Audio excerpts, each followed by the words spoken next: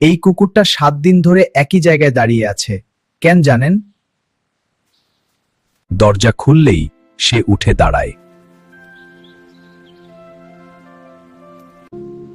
কিন্তু কেউ তার কাছে আসে না।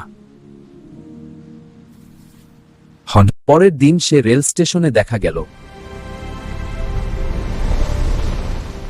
প্রতিটা যাত্রীর দিকে তাকাচ্ছে, যেন কাউকে খুঁজছে।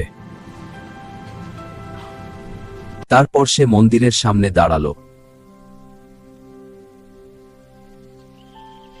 সবাই প্রার্থনা করছে, কিন্তু সে শুধু দরজার দিকে তাকিয়ে। স্কুল ছুটির পরও সে যায় না। তা স্কুল ছুটির সময়ও সে অপেক্ষা করে।